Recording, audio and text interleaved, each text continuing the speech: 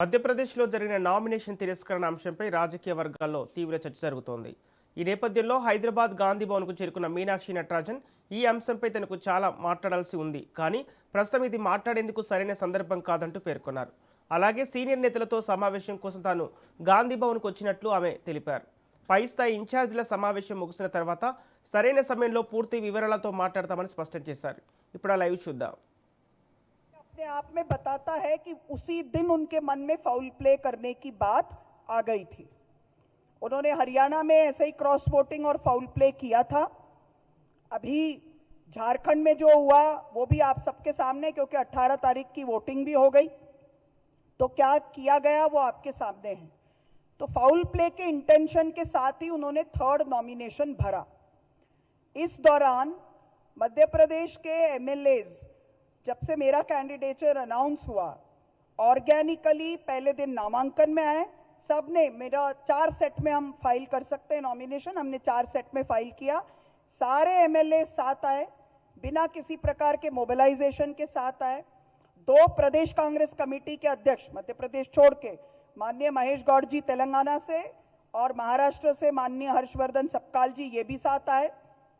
तो एक तरह से ये क्लियर हो गया कि पूरी पार्टी ऑर्गेनिकली एक कैंडिडेट को सपोर्ट कर रही है। जब उनको ये महसूस हुआ कि इस बार यहाँ पे जोड़ तोड़ नहीं हो सकता, पैसों से खरीद फरोख्त नहीं हो सकता, डर के आधार पर भी खरीद फरोख्त नहीं हो सकता, तो उन्होंने इलेक्शन कमीशन के रिटर्निंग ऑफिसर्स के साथ ये साजिश रची। मैं पूरे जिम्मेदारी से कहूंगी, दोनों रिटर्निंग ऑफिसर्स कॉम्प्रोमाइज्ड हैं, election commission of India compromised है। देखिए, 2 कैंडिडेट्स फॉर्म भरते हैं, मैं भरती हूं मध्य प्रदेश में, परिमल नथवानी भरते हैं झारखंड में। मुझे उस दिन स्क्रूटिनी के दिन मुझे केवल समय दिया जाता है 5:30 बजे तक का कि मैं मेरा पक्ष रखूं। परिमल नथवानी को दिया जाता है अगले दिन सुबह 11 बजे तक का टाइम, और उनका रिजल्ट आउट होता है अगले दिन दोपहर में 3 बजे। मेरे केस में जब उन्होंने एक लीगल नोटिस, जो कि क्रिमिनल केस नहीं है, और अब आपसे ज्यादा किसी को नहीं पता, 12 तारीख को जब उच्चतम न्यायालय में मेरा इलेक्शन के स्टे को हम फाइट कर रहे थे, उसी दिन यहां हैदराबाद कोर्ट में उसका भी फैसला आ गया। कोर्ट ने यह कहा कि उनका जुरिस्डिक्शन नहीं है इसका कॉग्निसेंस भी लेने का, यानी कि कोई कॉग्निसेंस लिया नहीं गया था। भारतीय न्याय संहिता के संशोधन में अभी एक प्रावधान किया गया है कि मान लो लोग फॉल्स केसेस फाइल करते हैं, तो फॉल्स चार्जेस और केस फाइल करने से पहले कोर्ट उनको एक लीगल नोटिस देती है, ताकि वो आके अपना पक्ष रख सकें, ताकि फ्रिवोलस केसेस फाइल न हो।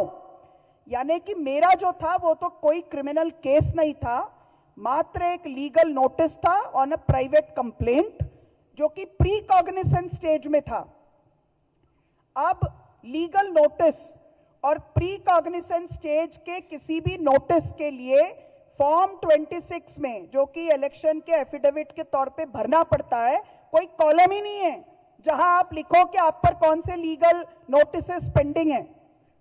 जब हम लीगल केसेस जो पेंडिंग है वो लिखते हैं, बहुत सारे कैंडिडेट्स लिखते हैं, तो लीगल नोटिस के लिए कोई कॉलम होता तो हम लिखते हैं, उसमें न लिखने जैसी कोई बात ही नहीं थी। इनफैक्ट जब रिटर्निंग ऑफिसर्स ने मेरे से पूछा कि क्या आप पे कोई लीगल नोटिस पेंडिंग है, जबकि ऑब्जेक्शन रेस हो गया, तो मैंने कहा हाँ मेरे पे पेंडिंग है। As a law abiding citizen मैंने उस नोटिस का जवाब दिया है, क्योंकि जिस मैटर पे उन्होंने लीगल नोटिस डाला है वो तो मेरे कार्यकाल के पहले का है। मैं 2025 में इंचार्ज बन के आई, ये मैटर तो उसके बहुत पहले का है, तो मेरा तो उसका इससे कोई कनेक्शन ही नहीं है। तो ये बहुत साफ बात थी।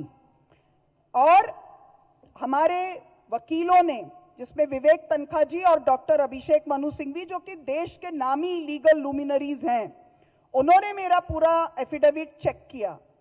उन्होंने ये कहा कि फॉर्म 26 में कोई जगह नहीं है, और इलेक्शन कमीशन के हैंडबुक 2023 में स्पष्ट ये कहा गया है कि रिटर्निंग ऑफिसर्स के पास इतना समय नहीं होता, इतनी जानकारी नहीं होती कि आधे घंटे में वो स्क्रूटिनाइज करके बोले कि केस सही है या नहीं।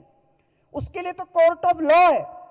जीतने के बाद आप इलेक्शन पिटीशन फाइल कर सकते हो कि इन्होंने झूठा हलफनामा दिया, अगर दिया है तो किसी का भी नामांकन रिजेक्ट कर ही नहीं सकते। तो 2023 के मैनुअल के हिसाब से वो झारखंड के परिमल नथवानी को रिजेक्ट नहीं करते और मेरे ऊपर 2016 का रूल बुक लागू करते हैं, और जो केस का कॉग्निसेंस ही नहीं हुआ उसके लिए ऑर्डर में डिसीजन में लिखते हैं कि कॉग्निसेंस लिया हुआ केस है।